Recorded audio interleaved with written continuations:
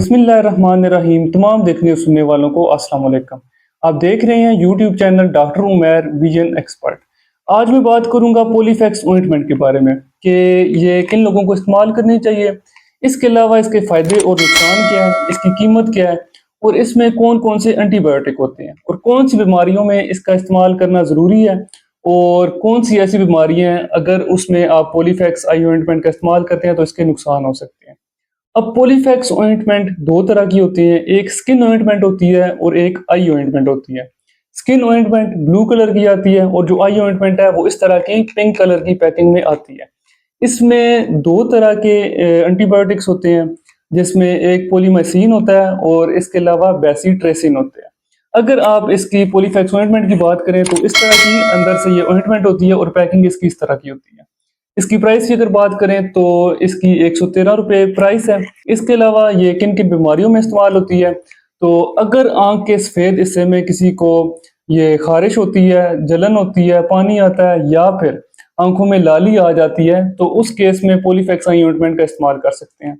इसके अलावा अगर किसी को आँख के पलक के किनारे पे दाना बन जाता है, जिसे हम स्टाई कहते हैं या क्लेज़ियन कहते हैं, 2 तरह के दाने होते हैं, तो उस केस में भी पॉलीफैक्स आई ऑइंटमेंट इस्तेमाल कर सकते हैं, क्योंकि अक्सर उसकी वजह से दाने की वजह से बैक्टीरियल इन्फेक्शन हो सकता है और अगर किसी भी तरह के बैक्टीरियल इन्फेक्शन है तो उसमें पॉलीफैक्स आई ऑइंटमेंट इस्तेमाल कर सकते हैं। अगर आँख की पुतली की या कॉर्निया की जो बीमारी होती है जिसे केराटाइटिस कहते हैं, उसमें भी पॉलीफैक्स आई ऑइंटमेंट ये आप आँख के अंदर लगा सकते हैं।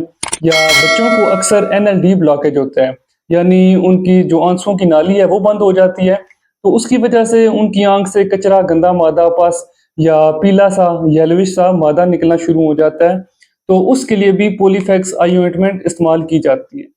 फिर अगर किसी को ये कंजक्टिवाइटिस हो जाता है, जैसे कि मैंने पहले भी बताया कि कंजक्टिवाइटिस अभी मानसून का मौसम है तो इसमें वायरल कंजक्टिवाइटिस होता है। वैसे ये ऑइंटमेंट बैक्टीरियल इन्फेक्शन के लिए होती है, लेकिन अगर वायरल इन्फेक्शन ज़्यादा मज़ीद शिद्दत इख्तियार कर जाता है और वो बैक्टीरियल में कन्वर्ट हो जाता है, तो उस केस में भी ये पॉलीफैक्स आई ऑइंटमेंट आप इस्तेमाल कर सकते हैं। या फिर आँख के पलकों की बीमारी होती है जिसे हम ब्लेफराइटिस कहते हैं, यानी पलकों की सूजन हो जाती है, पलकों में डैंड्रफ हो जाता है और आँखों की जो आई लैशेज़ हैं वो गिरना शुरू हो जाती है।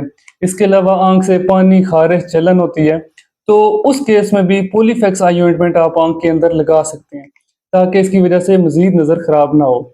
इसके अलावा अगर आई ड्रॉप के साथ इसे आप कंपेयर करते हैं तो ये ड्रॉप से ज़्यादा बेनिफिट इसके होते हैं, क्योंकि एक तो ये आँख में ज़्यादा देर के लिए रहती है, ग्रीसी होती है, इसकी वजह से आँख में ज़्यादा देर के लिए रहती है तो इससे जल्दी आराम आ सकता है। अगर इसके साइड इफ़ेक्ट्स की बात करें, एक तो ये ग्रीसी होती है, इसकी वजह से आपकी कुछ देर के लिए नज़र धुंधली हो सकती है। दूसरा ये कि इसकी वजह से स्टिंगिंग हो सकती है या फ्रिक्शन हो सकती है, यानी जलन या ख़ारिश हो सकती है। उसकी वजह ये कि अगर किसी को पॉलीफैक्स आई ऑइंटमेंट से एलर्जी है, तो उस केस में इस तरह की ये ख़ारिश या जलन या आँख से पानी आना शुरू हो सकता है। तो उस केस में आपने एक तो डॉक्टर को चेक कराना है और दूसरा इसका इस्तेमाल बंद कर देना है। तो ये आज की सारी मालूमात थी पॉलीफैक्स आई ऑइंटमेंट के बारे में। उम्मीद है आपको वीडियो पसंद आई होगी। अगर वीडियो पसंद आई है तो मेरे YouTube channel, Facebook, TikTok, Insta same इसी नाम से सारे अकाउंट्स बने हुए हैं। आप वहाँ पे जाके विज़िट कर सकते हैं, फॉलो करें, लाइक करें, दोस्तों के साथ शेयर करें। मिलते हैं नेक्स्ट वीडियो में, तब तक के लिए अल्लाह हाफ़िज़।